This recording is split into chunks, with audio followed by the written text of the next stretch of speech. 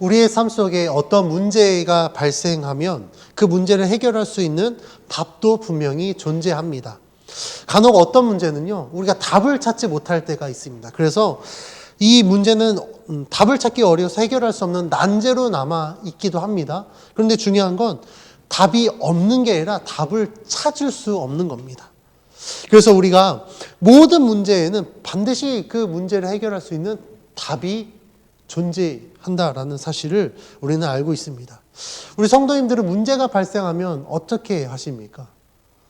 어떤 사람은 이 문제를 해결하기 위해서 무단히 노력합니다. 어떤 사람은 이 문제를 어떻게 해결할까? 누군가에게 조언을 구하기도 하고, 근데 어떤 사람은요, 문제를 해결하지 못하니까 그냥 그 문제를 포기해버립니다. 근데 중요한 것은요, 문제를 포기한다고 해서 그 문제가 사라지느냐? 아닙니다. 그 문제는 여전히 존재합니다. 그래서 그 문제 때문에 또 다른 것이 문제가 되고, 문제는 문제를 낳고, 문제는 문제를 낳고, 그래서 결국에는 인생이 흔히 우리들이 표현하는 대로 인생이 막 꼬여버립니다. 막 실타래처럼 엉키고 설켜버려서 이게 도대체 어떻게 해야 될지 모를 때가 있습니다. 근데 우리가 인생을 살면서 문제는요, 반드시 해결을 해야 됩니다. 그렇죠. 내가 해결하지 못하면 누군가의 도움을 구해야 돼요. 그래서 이 문제를 해결해야만 우리들의 인생은 실패 없이 또한 살아갈 수 있게 됩니다. 오늘 우리가 읽은 본문은 지난주에 이어서 여호수아가 이 아이성 전투의 패배의 원인을 하나님께 여쭤보고 도대체 이 문제를 어떻게 해결할 것인가 하나님의 도우심을 구하며 하나님께 그 해결 방법을 찾기 위한 내용을 담고 있습니다. 그래서 오늘 설교의 제목을 문제 해결의 방법이라고 정했습니다.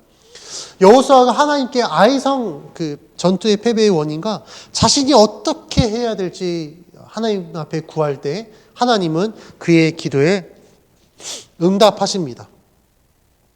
하나님께서는요, 아간의 죄를 이스라엘 백성 전체의 죄로 여기시고 분노하셨지만 여호수아가 하나님을 찾을 때, 하나님께 구할 때에 하나님께서는요, 여호수아의 기도에 응답하시고 지금 여호수아에게 말씀하고 있습니다. 그리고 하나님께서는요, 무엇이 문제였고 이 문제를 어떻게 해결할지, 그리고 그 문제가 해결되었을 때 하나님께서 어떻게 하실지를 말씀하고 있는데, 오늘 우리가 읽은 13절 말씀에서 하나님은 하나님이 분노하신 결정적인 이유를 말씀하고 있습니다. 우리 13절 말씀을 같이 한번 봉독합니다. 시작. 너는 일어나서 백성을 거룩하게 하여 이르기를 너희는 내일을 위하여 스스로 거룩하게 하라. 이스라엘의 하나님 여호와의 말씀에 이스라엘아 너희 가운데에 온전히 바친 물건이 있나니 너희가 그 온전히 바친 물건을 너희 가운데에 제하기까지는 내 원수들 앞에 능히 맞서지 못하리라. 아멘. 하나님께서는 여호와께 온전히 바친 물건 중 아간이 취한 것을 이스라엘 백성들 가운데 제하지 않으면 하나님께서는 그들이 원수들 앞에 능히 맞서지 못할 것이다 라고 말씀하고 있습니다. 이것은 이스라엘 백성들의 군사력이나 그들의 전술이 문제가 아니라 그들 가운데 있는 죄가 사라지지 않으면 하나님께서 그들과 함께하지 않으시겠다라는 거예요. 그리고 하나님이 그들과 함께하지 않으면 이스라엘 백성은 어떤 대적들과도 맞서지 못할 것이다 라고 말씀하고 있는 것입니다. 왜 그렇습니까? 이스라엘 백성들은요, 지금 하나님이 함께하시는 가운데 가나안 정복을 하고 있거든요. 이 가나안 정복도 하나님이 계획하시고 하나님이 그들에게 명하시고 허락하신 것입니다. 그래서 하나님이 빠지면 이것은요, 어떤 것도 이룰 수 없는 지금 일이다라는 사실을 하나님은 강조하고 있는 것입니다. 반드시 하나님이 함께 하셔야만 할 수 있는 일들, 그런데 그 하나님이 함께 하실 수 없는 문제가 지금 이스라엘 백성 가운데 있다라고 한다면 어떻게 해야 될까요? 그 문제를 반드시 해결해야 되는 것입니다. 하나님은요, 그 문제를 지금 아간의 죄로 이야기하고 있습니다. 하나님은 죄가 있는 가운데 함께 하실 수 없음을 우리는 성경을 통해 알 수 있습니다. 왜냐하면 하나님은 거룩하신 분이시기 때문에. 이 하나님의 속성 중에 하나님의 거룩성 때문에 죄가 있으면 하나님은 절대 그 가운데 함께 하실 수 없습니다. 그래서 하나님은요, 하나님의 백성들에게 늘 강조하시는 것이 내가 거룩하니 너희도 거룩하라 라고 말씀하고 있습니다. 우리가 말씀을 통해 함께 나누었듯이 이 거룩함은 곧 구별됨을 의미합니다. 우리가 세상 가운데 살아가지만 세상과 함께 세상처럼 살아가는 게 아니라 세상 가운데에서도 하나님의 백성으로서 구별된 삶을 사는 것이 우리에게 있어서 거룩함을 이야기하고 있습니다. 그래서 어떻습니까? 세상은 죄로 가득하죠? 우리는 죄 가운데 살아갑니다. 그렇기 때문에 우리가 죄 가운데 살아가니까 죄를 짓는 것이 당연합니다. 그것을 당연히 여길 것이 아니라 비록 죄 가운데 살아가지만 우리가 하나님의 백성이라면 우리는 죄를 멀리하고 죄의 유혹을 이겨내는 삶을 살아갈 때 비로소 우리는 거룩한 하나님의 백성으로 살아갈 수 있는 것입니다. 그런데 이 아간의 행위가 하나님 앞에 죄가 되어버렸습니다. 이 죄가 들어오니까 제가 이스라엘 백성, 하나님의 거룩한 백성이 지금 거룩성이 상실되어 버린 거예요. 왜요? 죄 때문에요. 이 아간의 행위가 하나님께 죄가 되었던 이유는 무엇입니까? 자신의 것이 아닌 하나님의 것을 취했기 때문에 그렇습니다. 우리가 사자성어의 견물생심이라는 단어가 있습니다. 이것은 어떤 물건을 보면 반드시 갖고 싶은 욕심이 생긴다라는 뜻의 사자성어입니다. 아간의 행동이 이 사자성어와 똑같습니다. 아간이 이 물건을 봤습니다. 아간이 훔친 건 세 가지거든요. 시날산에 갖고 온 외투, 그리고 200세겔의 은, 50세겔의 금덩이. 이거 누구 것입니까? 이거 하나님의 것이었습니다. 그러면요, 하나님의 것이면 그냥 뒤도 돌아보지 않고 하나님께 바쳤었어야 돼요. 그런데 그 하나님의 것을 봤더니 어떻습니까? 욕심이 생긴 거예요. 그래서 아간은 그 물건을 훔치게 됩니다. 아간이 바라봤던 시날산의 아름다운 외투, 은 200세겔, 금 50세겔은요, 하나님의 것이 아니라 저거면 내가 부를 축적할 수 있을 것 같은데 부의 축적의 수단으로 생각했던 거예요. 그러면 아간이 왜 이런 욕심이 생겼을까?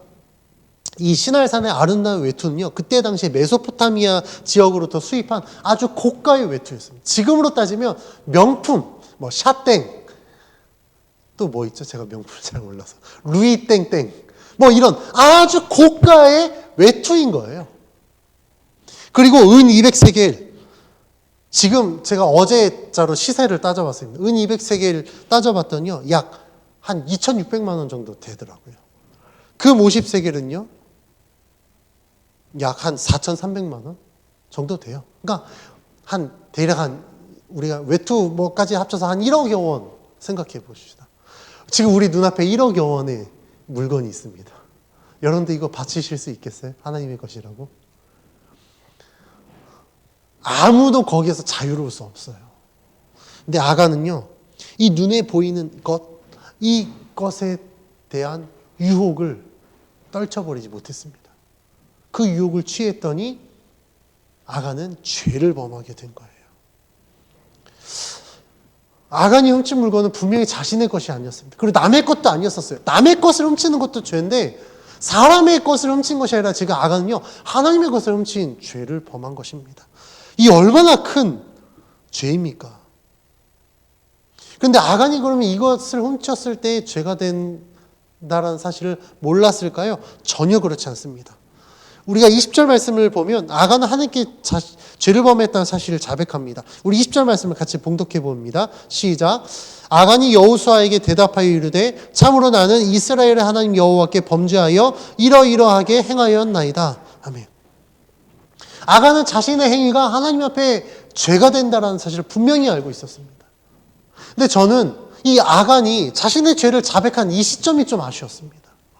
만약에 아간이 자기가 그 제비뽑기에서 뽑히기 전에 아이성 전투가 패배하고 난 이후에 자신의 죄를 자백했으면 어땠을까?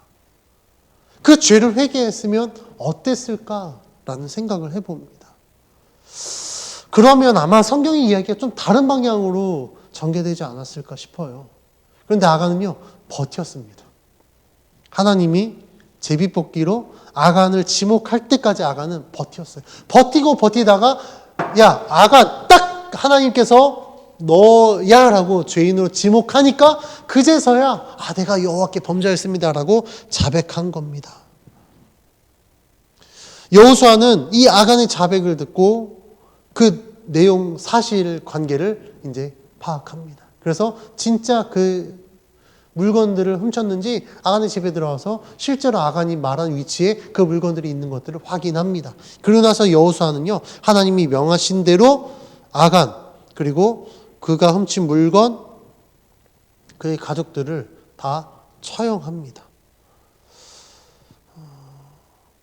그러면 왜 이렇게 했는지 우리가 살펴보기 전에 이 아간의 죄를 처형하기 전에 여호수아와 이 이스라엘 백성들이 했던 행위들이 있습니다. 그것은 무엇이냐면 죄인을 처형하기 위해 백성들이 스스로 성결하게 하는데 우리 13절 말씀을 다시 한번 봉독해 봅니다. 시작. 너는 일어나서 백성을 거룩하게 하여 이르기를 너희는 내일을 위하여 스스로 거룩하게 하라. 네, 여기까지 읽을게요. 말씀해 보면 백성을 거룩하게 하여 내일을 위하여, 이 내일은 지금 아간의 죄인이다라는 사실을 지금 이제 제비뽑기를 통하여서 하나님께서 증명할 때, 그때를 위하여서 뭐라고 이야기합니까? 스스로 거룩하게 하라라고 이야기합니다.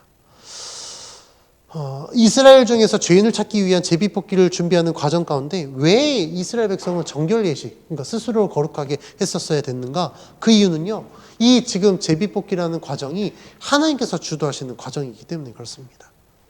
그래서 이스라엘 백성에게 있어서 이 제비뽑기 과정은 아주 중요한 종교 행위였고, 자기 자신을 거룩하게 한다라는 것은 그 하나님이 주도하시는 이 행위 가운데 내가 겸손함으로 함께 하겠습니다 라는 것을 의미합니다. 또한 하나는 하나님이 이스라엘 백성 중에 이 죄를 없애는 이 과정 가운데 내가 거룩한 백성으로 함께 하겠습니다라는 의미를 담고 있습니다. 또한 스스로 거룩하게 되는 이 정결 예식은요, 이스라엘 백성들이 하나님의 백성으로서의 정체성을 회복하는 수단이 되기도 합니다. 우리가 몇 주 전에 요단강 도하 사건을 통해서 알 수 있었듯이 그들이 요단강 도하하고 난 이후에 할례 예식을 행합니다. 그 할례 예식은요, 하나님 백성으로서, 언약 백성으로서의 정체성을 회복하기 위하여 하나님이 그들에게 명하신 것이었고, 그들은 하나님이 말씀하신 대로 순종하였습니다. 그것과 같이 내가 스스로 거룩하게 구별된다라는 것은 지금 내가 하나님의 백성으로서, 거룩한 백성으로서 그 정체성을 회복하기 위한 수단으로 행한 것입니다. 그래서 이스라엘 백성들은요, 지금 아간의 죄로 인해서 하나님이 분노하셨고 하나님과의 관계가 깨어진 상황이거든요. 그래서 스스로를 거룩하게 구별함으로 말미암아 하나님, 내가 다시 주님과의 관계가 회복되어지기를 원합니다 라는 이런 믿음의 의지를 담겨진 행위를 하나님이 요구하신 것입니다. 그래서 하나님께서 이스라엘 백성들에게 이 스스로 거룩하게 할 것을 요구하신 이유는요, 비록 아간의 죄로 인해서 하나님 지금 분노하신 상황이지만 너희들이 그 죄 문제를 해결하고 너희들이 스스로 거룩하게 한다면, 즉 하나님의 거룩한 백성으로서 정체성을 회복한다면 내가 다시 너희와 함께 하겠다라는 의지를 하나님이 지금 보여주신 것입니다. 그래서 여호수아는 지금 이제 이스라엘 백성 중에 있는 이 죄를 없애기 위해서 하나님이 명하신 대로 합니다. 그래서 먼저 이스라엘 백성들을 거룩하게 하고 난 이후에 이 아간을 이제 찾아내는 과정, 그리고 아간을 찾아내고 난 이후에 어떻게 하는지 그 내용이 14절 15절에 기록되어 있는데 14절 15절 말씀을 다 같이 한번 봉독해 보겠습니다. 시작. 너희는 아침에 너희의 지파대로 가까이 나아오라. 여호와께 뽑히는 그 지파는 그 족속대로 가까이 나아올 것이요 여호와께 뽑히는 족속은 그 가족대로 가까이 나아올 것이요 여호와께 뽑히는 그 가족은 그 남자들이 가까이 나아올 것이며 온전히 바친 물건을 가진 자로 뽑힌 자를 불사르되 그와 그의 모든 소유를 그리하라. 이는 여호와의 언약을 어기고 이스라엘 가운데에서 망령된 일을 행하였음이라 하셨다 하라. 아멘. 하나님께서는 아침에 이스라엘 각 지파대로 나오게 합니다. 그리고 그 중에 한 지파가 뽑히면 그 지파 안에서 각 족속들이 나오게 하고 각 족속들 중에 뽑힌 족속은 그 가족 수대로 그리고 그 가족이 뽑히면 그 중에 이제 남자들을 나오게 하여서 죄인을 지목하면 그 죄인을 불사르고 그와 그의 모든 소유를 다 불사르라라고 명령하십니다. 하나님의 명령을 받은 여호수아는요, 하나님 말씀하신 대로 합니다. 그래서 아침에 모든 지파를 모읍니다. 그리고 그 중에 유다 지파가 뽑힙니다. 이 유다 지파 중에 각 족속들을 나오게 하고 그 중에 세라 족속이 뽑힙니다. 세라 족속이 뽑힌 이후에 각 가족들 나오게 하고 그 중에 삽디가 뽑히고 삽디의 가족 각 남자를 가까이 오게 했을 때에 말씀은 유다 지파, 세라 족속 그 세라의 증손이요 삽디의 손자요 갈미의 아들인 이제 아간이 딱 뽑히게 되는 거예요. 하나님이 명확하게 아간을 지목하십니다. 그 여호수아는 아간의 죄를 묻자 아간은 자신의 죄를 자백하고 그 물건을 확인한 후에 여호수아는 하나님이 명하신 대로 그 물건과 아간 그리고 그의 가족들을 다 처형합니다. 아간의 죄로 인해 이 가족들이 처형당한 이유가 있습니다. 왜냐하면 하나님께서 아간의 죄를 이스라엘 전체의 죄로 여기셨던 것처럼 아간의 죄는 곧 그의 가족들의 죄가 되었기 때문에 그렇습니다. 또 한 가지 이유는요.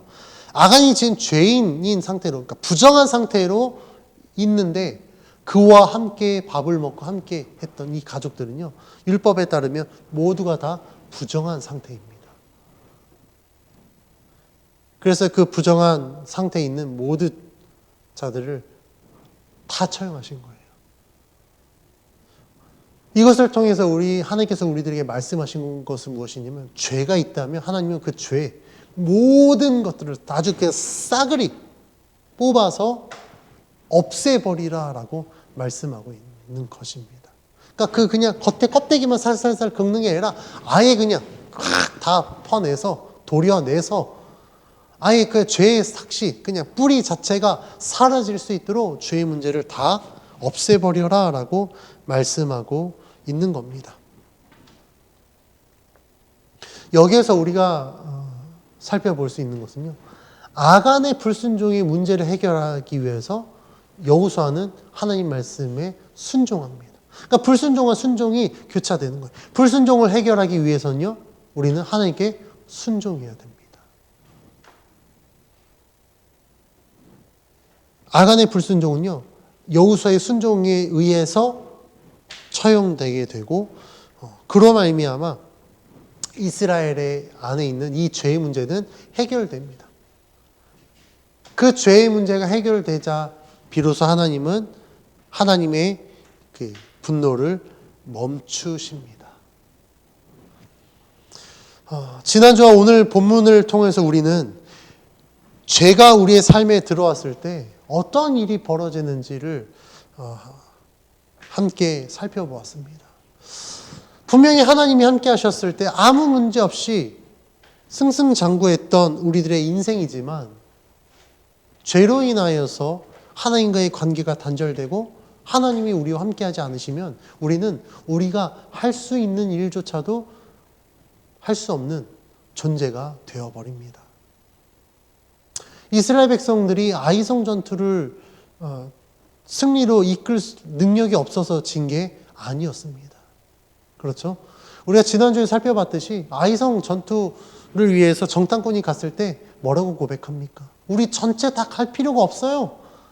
저들 만만합니다. 그냥 한 2, 3천 명만 보내도 될 만큼 아이성 전투는요. 그들에게 있어서 결코 문제가 되지 않았습니다.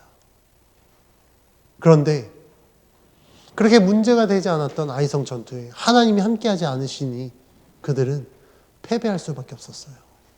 우리는 이 사실을 분명히 알아야 됩니다. 내가 잘나서 내가 능력이 돼서 할 수 있는 게 아니라 우리는 하나님이 나와 함께 하시기 때문에 이것을 할 수 있어 라고 고백할 수 있어야 된다라는 겁니다. 하나님이 나와 함께 하지 않으면 저는 아무것도 할 수 없습니다 라고 고백할 수 있어야 된다라는 거예요. 그런데 어떤 사람들은요, 하나님 없이도 나는 할 수 있어 라고 하나님을 떠나는 사람들이 있습니다. 하나님 아예 그냥 무시하는 자들이 있습니다. 그래서 제 주변에서도요, 실제 세상의 재물이 좋아서 아니면 세상의 명예, 권력이 좋아서 하나님을 저버리고 떠나는 분들이 있습니다. 근데 이런 분들의 간증을 들어보면요, 절대 성공할 수 없더라고요. 우리가 복음서에 나오는 탕자의 비유만 보더라도 알 수 있지 않습니까? 하나님을 떠나면요, 자신이 갖고 있는 것마저도 다 잃어버리게 됩니다. 내가 하나님을 떠나든지 내가 지은 죄로 인해 하나님이 나를 떠나시든지 우리들의 인생 가운데 하나님이 떠나시면 우리는 아무것도 할 수 없는 존재라는 사실을 분명히 기억해야 됩니다.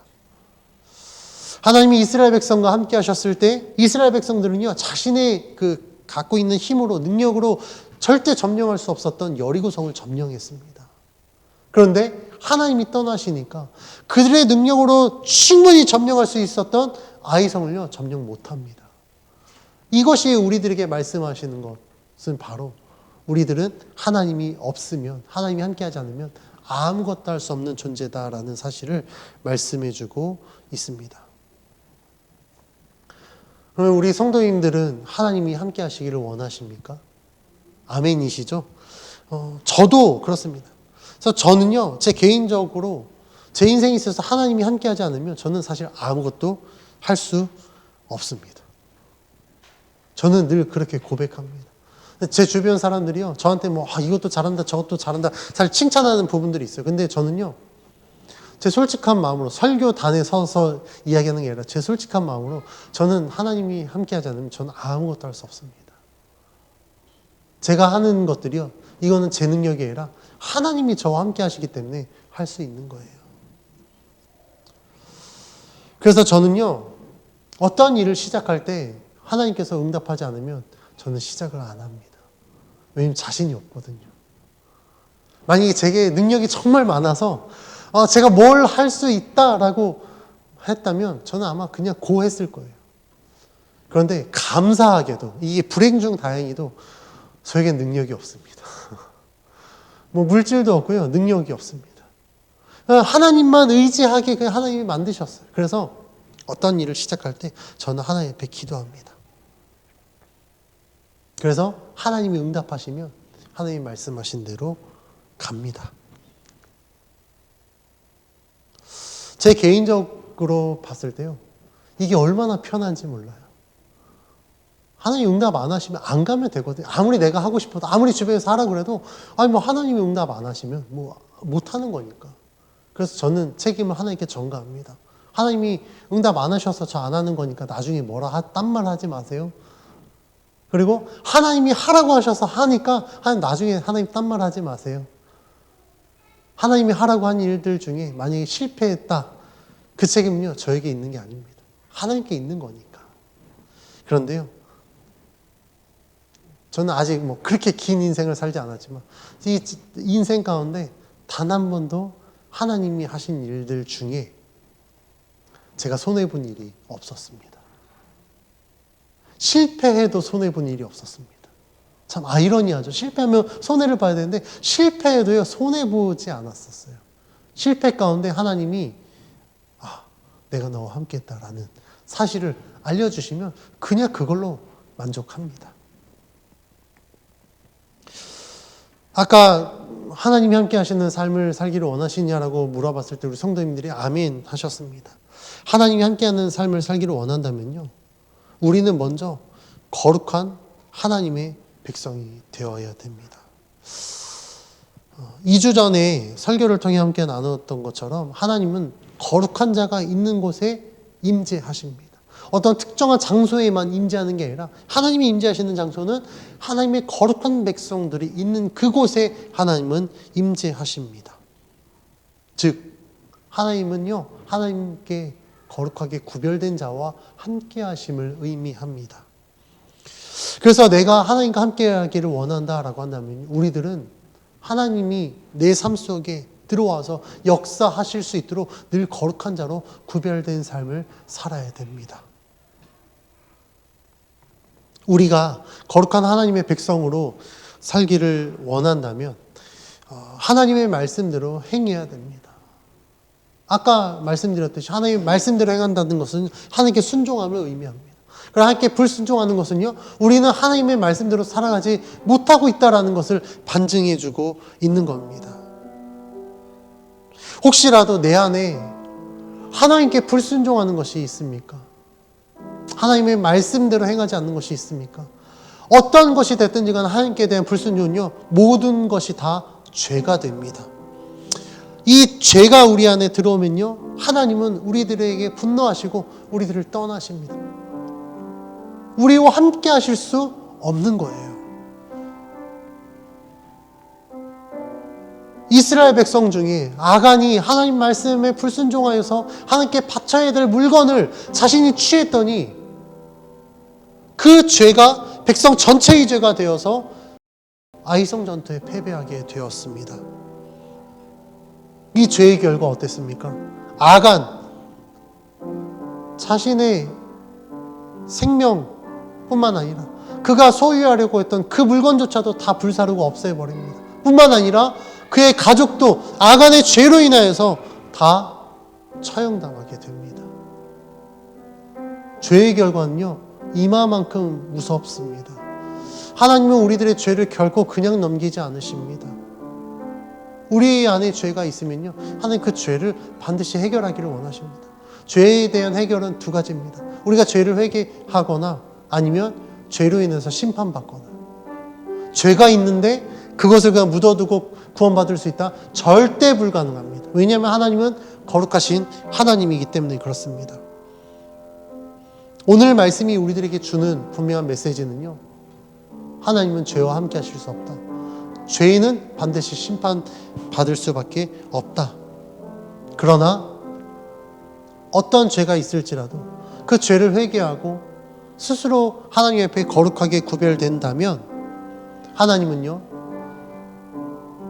깨어졌던 관계를 회복하시고 그들과 함께하여 주셔서 약속하신 대로 하나님의 뜻을 그들을 통하여서 이루어 가신다라고 말씀하고 있습니다. 하나님이 함께한 승리한 인생을 살고 싶으십니까? 그렇다고 한다면 내 안에 있는 죄 문제를 해결하고 우리는 거룩한 하나님의 백성으로 살아가야 됩니다. 죄와 싸워서 이기고 싶은데 늘 우리는 넘어질 수밖에 없어요 라고 고백합니다. 이게 현실입니다. 이게 사실입니다. 그러면 우리는 어떻게 해야 될까? 하나님의 도우심을 구해야 됩니다. 하나님, 나의 연약함 아시죠? 유혹이 오면 그 유혹 때문에 넘어질 수밖에 없는 나의 연약함 아시죠? 저는 이것과 싸워 이길 수 없습니다.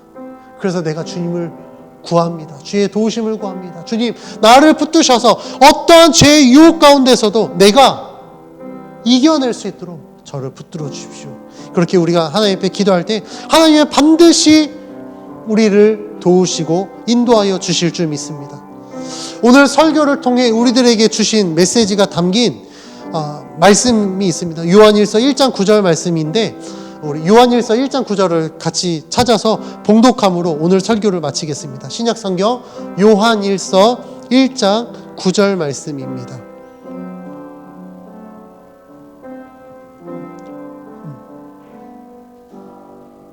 요한일서 1장 9절 우리 다 찾으신 줄 알고 함께 한 목소리로 봉독합니다. 만일 우리가 우리 죄를 자백하면 저는 미쁘시고 의로우사 우리 죄를 사하시며 모든 불의에서 우리를 깨끗게 하실 것이요. 아멘. 우리 함께 기도합니다.